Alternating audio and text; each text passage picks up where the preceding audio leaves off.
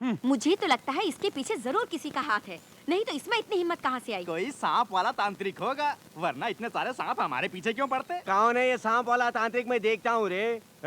वैसे सबसे बड़ा तांत्रिक मैं खुद ही हूँ। मंत्र फूंक दिया तो सोना भी कोयला बन जाएगा। उस लड़की को कोयला खिला दूंगा, जलता हुआ कोयला।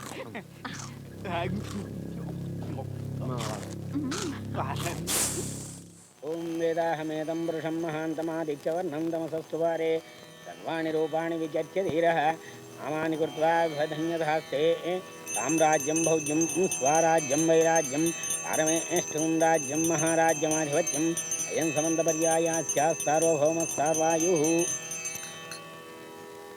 आरती ले लो बेटी। पिताजी, हमारे गांव में नाग पूर्णिमा इतनी धूमधाम से मनाते क्यों हैं? नाग देवी हमारी इष्ट देवी है बेटी। पिताजी, सुना है आज रात शिव पूजा के लिए नागलोक से नाग कन्याएं भूलोक में आ जाती है। ये बात सच है क्या पिताजी? किसी ने उन्हें देखा है या ये सब कहानियाँ हैं? देखो बेटी, देवी देवताओं पर विश्वास करो और उनकी पूजा करो। उनके बारे में ऐसे प्रश्न करना महापाप है। खा लो बेटी, मेरी अच्छी बच्ची है ना। थोड़ा सा और, बस थोड़ा पिताजी। सा। कुछ भी नहीं खाई, खा लो बेटी। ये क्या भैया, तुम्हारी उम्र हो गई है, बेटी भी सयानी हो गई है, फिर भी उसे अपने हाथों खिला रहे हो। इस काम के लिए एक औरत मैं भी तो हूँ। पगली, बच्चों को माँ बाप से ज्यादा प्यार और कौन देगा? मैं जब 50 साल का था तब भी मेरी माँ मुझे खिलाती थी। बेटी, ये अंगूठी आज से तुम पहनो। ये क्या बहनवी जी, लाखों रुपए की अंगूठी बच्ची के हाथ में दे रहे हो? तो क्या हुआ, बेटी को पहनाने का मन किया, पहना दिया। तुझे क्या? आपके बचपन के दोस्त विशंबर के बेटे रंजीत ने आपसे बातें करने के लिए आदमी भेजे हैं। बाहर इंतजार कर रहे हैं। किस लिए? लगता है कुछ जमीन जायदाद का लफड़ा है। जयराम जी ठाकुर साहब। जयराम जी की। जयराम जी की क्या बात है? इन्हें रंजीत ने आपसे। तुम रुको।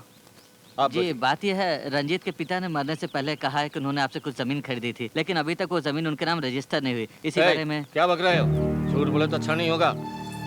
रंजीत के बाप ने जमीन के लिए 1 पैसा नहीं दिया है। रंजीत से बोलो कि मुझसे बात करे और साबित करे कि उसके बाप ने मुझे पैसे दिए हैं, तो मैं सारी जमीन उसे मुफ्त में दे दूंगा। रंजीत मेरे बेटे के समान है। उसके गुजरे हुए पिता मेरे दोस्त थे। अगर मुझसे कुछ बात करनी है तो वो खुद आके मुझसे बात कर सकता है। इस तरह तुम लोगों को दूध भेजने की जरूरत नहीं। यही मेरा जवाब है। जाके बोलिए, लस्सी पी लीजिए। पियो बोलते ही पीने लगे। बेशर्मो, जमीन उसके बाप की है क्या? फिर कभी यहाँ जमीन के बारे में बात करने के लिए आदमी भेजे तो जूते मारूंगा। ऐसा बुड्ढे ने कहा। जाके रंजीत से बोलो, आप पी लो। उसको अपने पराये की पहचान नहीं है। अपनी बेटी और रंजीत को मैंने ही पाला था। दोनों की शादी कराने का फैसला भी किया था। थोड़ी सी जमीन के टुकड़े के लिए इतनी मारामारी। सुनो, आज चंद्रग्रहण होने वाला है। तालाब में जाके स्नान करना है। सब तैयार हो जाओ। अच्छा जी। रीति रिवाज का पालन न करने के कारण ही अधर्म बढ़ रहा है। चल बेटी। क्यों जी? भाई साहब कह रहे हैं इन्हें रुपए नहीं मिले। रंजीत के बाप इनको रुपए दे दिए ये कह के परलोक सिधार गए। तो फिर वो रुपए पानी में बह गए या फिर हवा में उड़ गए? सुन, उन्होंने रुपए दिए, ये 100% सच है। वो रुपए इनके हाथ नहीं आए, 200% सच है। बीच में रह के उन रुपयों को हजम करने वाला मैं हूँ। अरे वाह, तो आज तक ये बात तुमने मुझे क्यों नहीं बताई? सोचा ग्रहण के दिन बता दूंगा।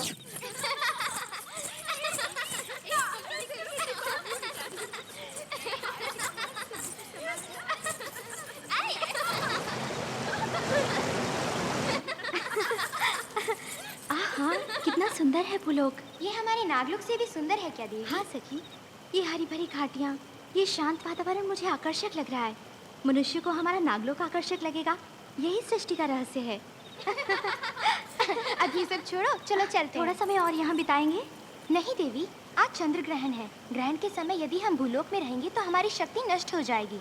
इतना ही नहीं, ग्रहण के समय वो दुष्ट दंत्र आक्रमण कर सकता है। वो तुमसे प्रतिशोध लेने का अवसर ढूंढ रहा है। चलो चलते हैं। कोई बात नहीं, ग्रहण आरंभ होने से पूर्व ही हम यहाँ से निकल जाएंगे।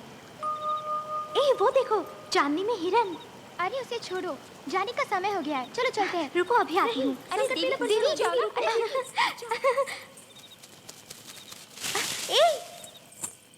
कहाँ गया? अरे देवी अभी तक नहीं आई। कहाँ चली गई? मुझे तो कुछ समझ में नहीं आ रहा। इसी दिशा में तो आया था। ग्रहण आरंभ होने वाला है और देवी अभी तक नहीं आई। कहाँ गई होगी? अब हम क्या करें? चलो हम लोग चलते हैं, नहीं तो नागराज क्रोधित हो जाएंगे। हाँ चलो।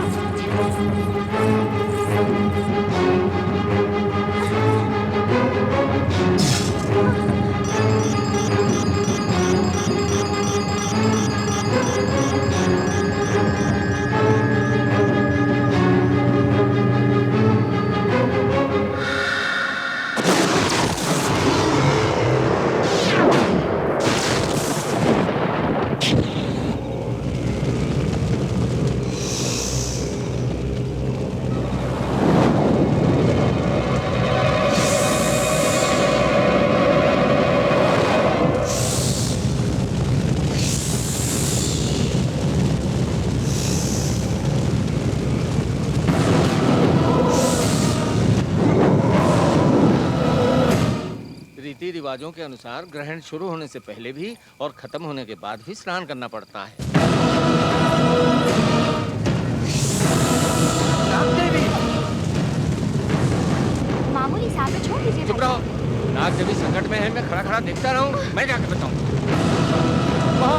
नाग देवी, ये कैसा अनर्थ हो गया? ये तुम क्या कर रही हो बेटी? रुक जाओ।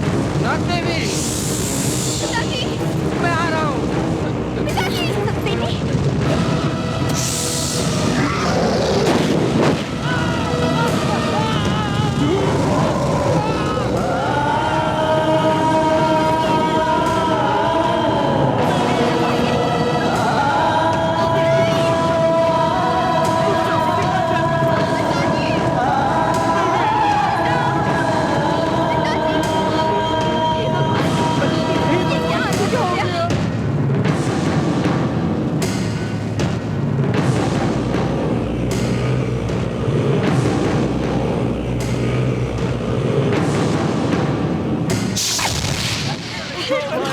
ये क्या हालत हो गया? इसको घर ले जाओ।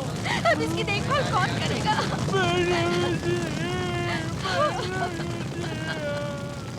उस बेचारी का अपना कहने वाला सिर्फ एक बुढ़ा बाप ही था, वो भी चला गया। अब उसकी जिंदगी हमारी है, जायदाद भी हमारी है, हमें जो मर्जी में आए वो कर सकते हैं। अब हमें रोकने वाला कोई है? कोई भी नहीं। कहाँ है वो अंगूठी? वो तेरे पास नहीं रहनी चाहिए, हमारे पास रहनी चाहिए। कहाँ छुपाई है तूने अंगूठी? अरे भाग्यवान, तेरे हाथ जोड़ता हूँ, बेचारी की जान मत ले। इसका मरा हुआ बाप ये अत्याचार देख के दुखी होता होगा। बेटी, ये घोर अन्याय मैं नहीं देख सकता। उस मामूली अंगूठी के लिए ये चुड़ैल तुझे फांसी पे लटका देगी, रेल के नीचे डाल देगी, कुएं में ढकेल देगी, केरोसिन छिड़क के जला देगी। दे दे बेटी,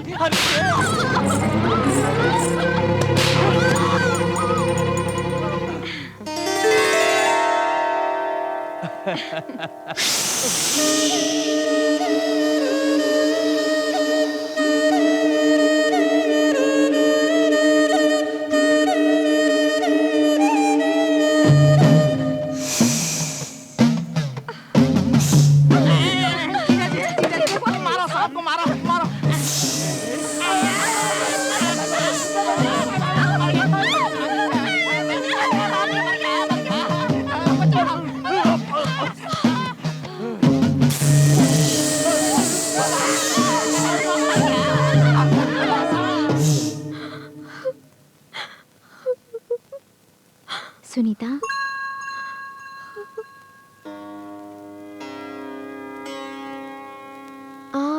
मेरा नाम देवी है। तुम्हारे पिताजी का बड़ा एहसान है मुझ पर, जिसकी वजह से मैं तुम्हें देखने आई हूँ। मौत भी मेरे करीब नहीं आती। मुझे अपना समझकर मेरा हाल पूछने वाली तुम कौन हो?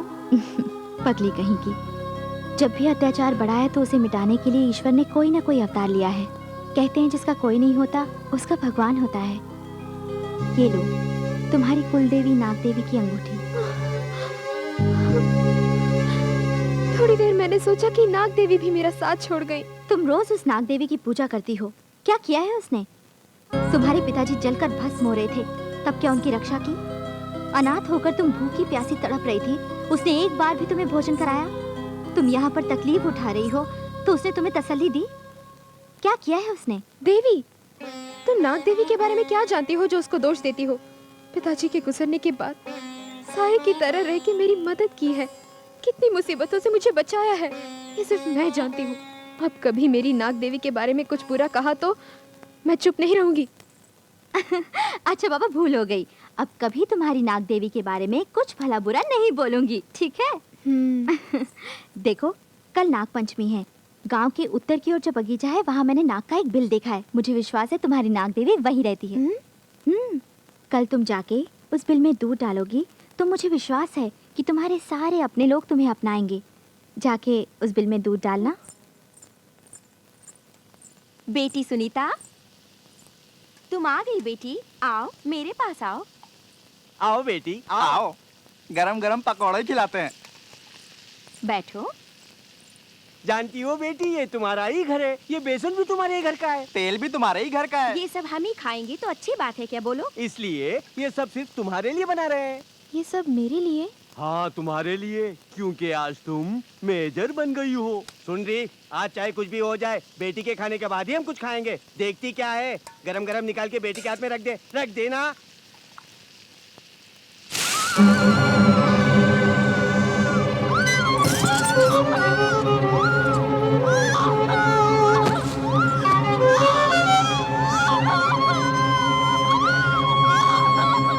क्यों री? नाग पंचमी के बहाने घूमने गई थी? तुझे बाहर जाने से मना किया था ना? अरे बस करना, अब ये कोई छोटी बच्ची थोड़ी है, आज से ये मेजर हो गई है। देखो मेजर मैडम, इन दोनों कागजों पर दस्तखत कर दो। ये क्या है? इसमें लिखा है कि तुम अपनी सारी जायदाद हमें दे रही हो। 1 घंटे के अंदर इन दोनों कागजों पर दस्तखत कर दे, नहीं तो लाल लाल दहकते कोयलों को खिला दूंगा और तुझे तेरे बाप के पास पहुंचा दूंगा।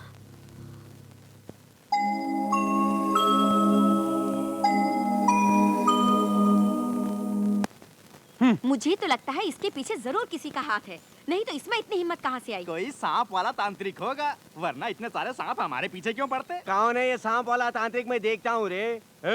वैसे सबसे बड़ा तांत्रिक मैं खुद ही हूँ। मंत्र फूंक दिया तो सोना भी कोयला बन जाएगा। उस लड़की को कोयला खिला दूंगा, जलता हुआ कोयला।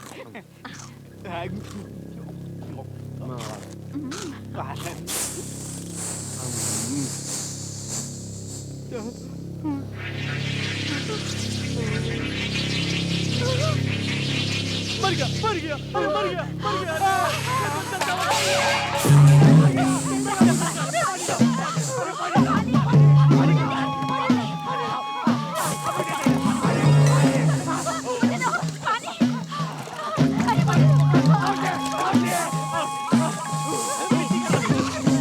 अरे मैं तो मिट्टी का तेल पी गया, पेट चल रहा है, मुंह चल रहा है, पेट चल रहा है, मुंह चल रहा है।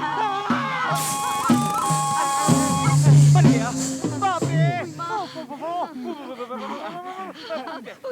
सुनीता, बेटी सुनीता, इतने सालों बाद ये बुड्ढी कहाँ से आ टपकी? बेटी सुनीता, जानकी देवी जी, अरे एक जमाना हो गया आपको देखे। हाँ, सुनीता, सुनीता को लेकर चल भाग। ये बहनू जी की मुंह वाली माँ है। जानती हो माँ जी, आपको देखने के लिए आंखें तरस रही थी। बोलिए जी, आप अच्छी तो है ना? घर में सब कुशल मंगल है ना? सुनीता कहाँ है? हाँ आ रही है। अरे भाग्यवान, जल्दी ले आ। जब से बहनवी जी का देहांत हुआ है तब से उसका बुरा हाल है। अच्छे कपड़े पहनने को कहो तो नहीं पहनती, बढ़िया गहने पहनो बोलो तो नहीं पहनती, पेट भर खाने को कहो तो नहीं खाती। अब हम भी क्या करें बोलिए? बोल बोल के तंग आके चुप हो गए। मेरी प्यारी बेटी है ना तू? देख तो कौन आया है। ऐसे क्या देख रही हो बेटी? ये कोई पराई नहीं, दादी माँ के बराबर है। तुम्हारे पिता इनको माँ बुलाया करते थे।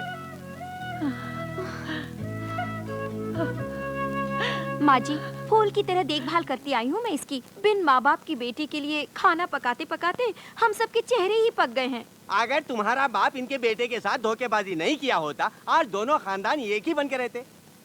उन्होंने इनके रुपयों को हड़प लिया। वो सारी बातें मैं खुद कर लूंगी। पहले तुम तीनों जाकर अपने जले चेहरे पर मरहम लगाओ। ठीक है बेटी। क्यों जी? जो रिश्ता उगने से पहले मुरझा गया वो फिर से उग रहा है। उगने दो, काट डालता हूँ मैं, आखिर किस मर्ज की दवा हूँ। चिंता मत कर बेटी, तेरे लिए हम सब मौजूद है ना। सुबह बिल के पास तुझ पर चिल्लाने वाला कौन था जानती है? तेरा मंगेतर। मंगेतर? हाँ, उस मनहूस जायदाद का लफड़ा ना होता तो तुम दोनों की शादी हो गई होती और मैं अपने पड़पोते के साथ खेलती होती। लेकिन अब भी कुछ नहीं बिगड़ा है माँ जी। सुनीता और आपके रंजीत की अब भी शादी करा सकती हैं। अपने पड़पोते के साथ खेल सकती हैं। अगर चाहें तो ये नहीं हो सकता? हो सकता है, ये क्यों नहीं हो सकता? दादी माँ, दोनों खानदानों में झगड़ा है, फिर भी आप मुझसे मिलने आई, ये मेरे लिए बहुत है। अनहोनी के बारे में सोचना छोड़ दीजिए। दादी माँ, दादी माँ, आज तक मुझे पता नहीं था कि मेरी भाभी इतनी सुंदर है। उस पत्थर दिल हिटलर को मोम बनाने की काबिलियत सिर्फ हमारी भाभी में ही तो है ना कालिया? सांप को दूध मत पिलाओ कहने वाले बड़े बाबू को पल भर में हाथ जोड़ के प्रणाम करवाया छोटी मैडम ने। दुश्मन बनके इस गांव में आए थे, दामाद बनके इस गांव से जाएंगे वो।